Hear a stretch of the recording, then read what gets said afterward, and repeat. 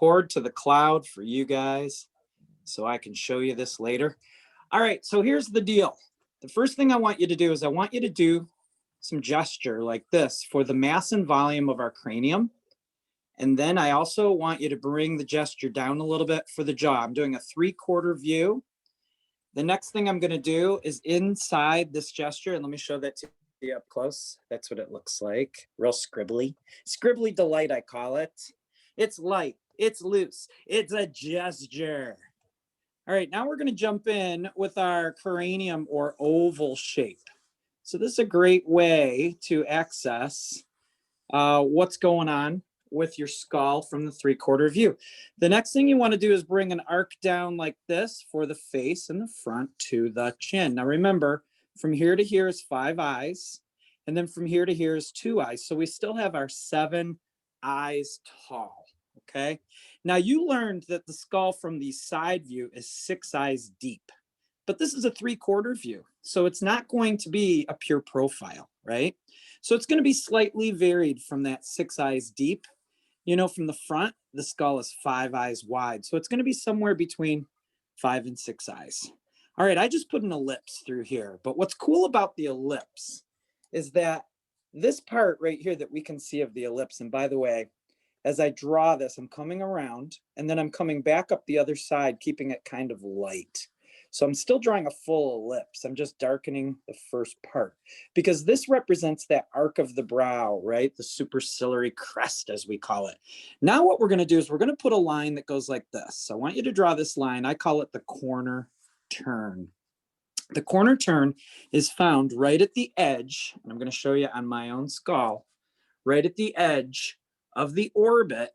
As you bring your finger down the side of the orbit, carry it down the cheekbone, the zygomatic bone, and then come down your cheek, and all the way down to the bottom of your jaw. This is what we call the corner turn. So basically what we're saying is the front of your skull is flat. The side of your skull is flat. Where those two flat planes meet, the corner right there where my two hands bump, that's found right here at the edge of your orbit. So we call it the corner turn. So we're thinking in terms of simplified planes.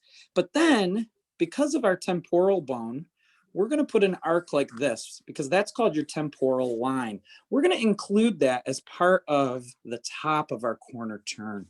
And then lastly, we're going to bring an arc that represents the rest of our jaw, okay? So this is a really great way to define our skull from a 3/4 view. The last thing we need to do is we need to establish our midline.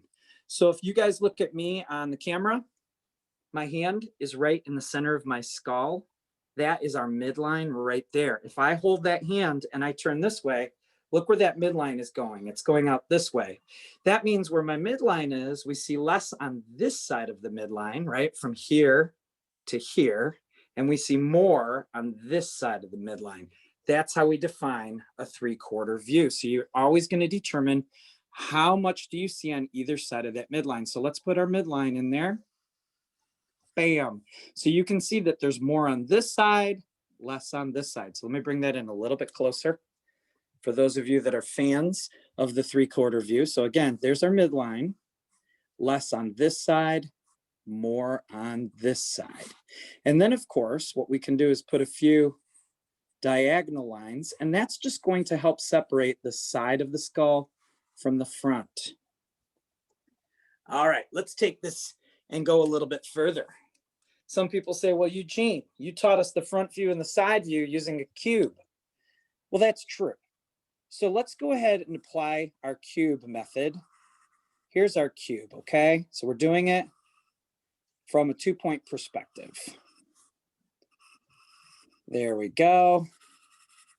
All right, so we got our cube in there. Now notice this side is a little bit longer than this side, so it's not exactly a cube, is it? It's more of a rectangular 3-dimensional form.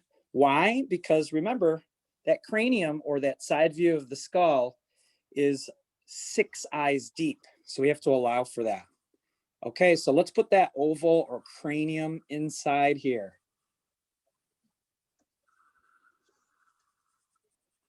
There it is. There's our cranium. We're also going to bring down, this is 5 eyes from here to here. Now we're going to come down 2 eyes additional to the chin. And then we're going to bring our arc with our angle of the mandibula for the jaw. This is our corner turn, as we call it. So our corner turn is right at the edge of the orbit. And then our temporal line is going to go like that.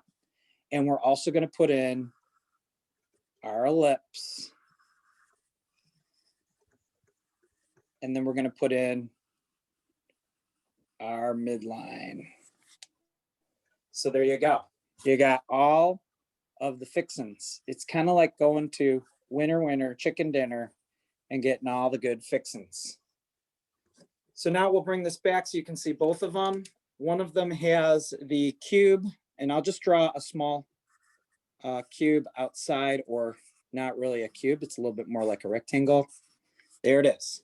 So we put that in here just to show you how the edge here of where the front and the side plane meet, that corner, is found right at the edge of the orbit. And we put that up here as well. Now what we're going to do is we're going to do one more drawing. And this drawing is going to put in all the details of the skull. So we're going to go ahead and put in our gesture down to our chin. And by the way, you know, the cube with the 5 eyes, that's something that I want you guys to memorize and be able to draw when we're doing quizzes and our test. But when you're doing your own work, you don't always have to put the cube in there. The cube is a means to an end. It means it's setting you up to help you understand not only the planes, but the proportions. Once you get those proportions, especially in the 3/4 view, then putting that cube is something that you can gradually eliminate. All right, so here's our cranium or egg shape. There's our front arc for the face coming down to the chin. And then here's our back arc for our jaw. We're going to put in our ellipse, our corner turn, temporal line, midline. All right, the next thing we're going to do is we're going to put in our glabella. So we see less of a glabella on this side of the midline, more of a glabella on that side. Now we're going to put in our nasal bone. Comes in at a slant. See if we can get that in a little bit closer for you. So I'm going to draw that glabella and nasal bone over here because I think it'll be clearer.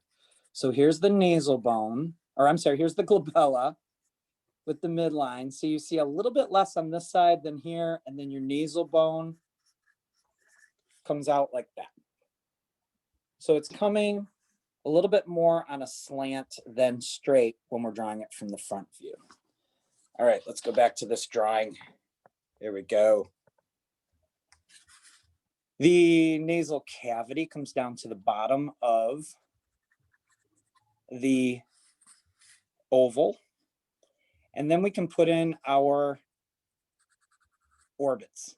So the orbit on this side is curved on the side. Same thing here. We're going to curve it on the inside, follow that arc of the brow or superciliary crest, and then come down. But we see a little bit more width here than we do on this side. Okay, so we have your temporal line. It's going to come down about like this, follow the zygomatic bone next to your orbit, and then it's going to fuse back and disappear into the side of the skull. Just above the ear hole, there's your mastoid process and auditory meatus. And your jaw is going to start there and turn into your angle of your mandibula right there. I'm going to add a little bit more volume to my cranium. And I'll put in a little value right here because that always helps to clarify the side of the skull. We'll also put a little bit of value in our orbits.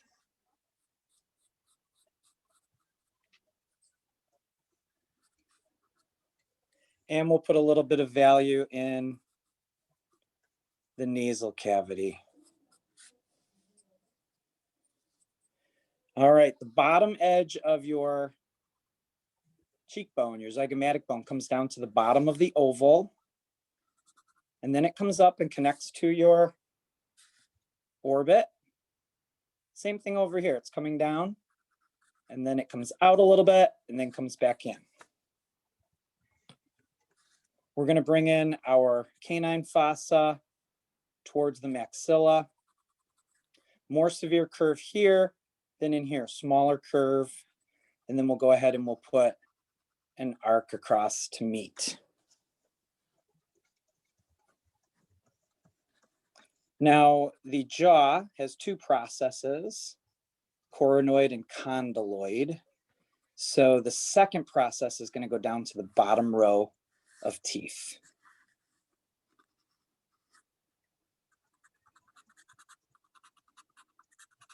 And our chin will come out like that.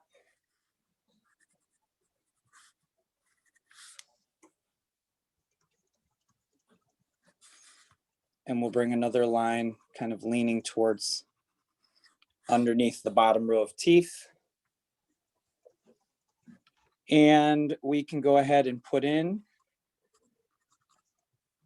our two center teeth. And then on this side of your midline, you're only going to see part of two teeth. We're over here.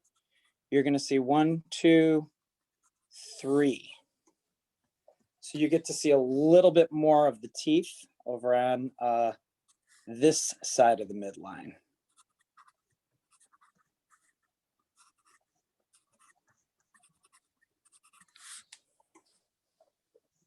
There we go. And then we can shade in this little area between the two processes under the cheekbone, and this space in between the jaw and the maxilla. And a little bit of shadow back here for the back of the skull, leading to the mastoid process. So there you go. There is your really fun 3/4 view. Now I'm going to pan back and show you all 3 drawings that we just did, so you'll see how they all apply. All right, so I'm going to pull this back so you can see not only the first one that we did, which was pretty much just the simplified geometric shaping of the skull. So let's go up to that one. Then we went in and threw in the cube to show you how it would apply from this view. And then for our final one, we started with our gesture. We put in this information, but then we turned it into the more detailed skull. And ladies and gentlemen, that is your 3/4 view right there for all to see. Give yourselves a big hand. Bravo. You tackled that. So I am going to put a link to this on our Blackboard page so that you can watch this demo over and over for years to come. Amuse your friends, your family, and of course, later on in life, show your kids. All right, let me stop recording this.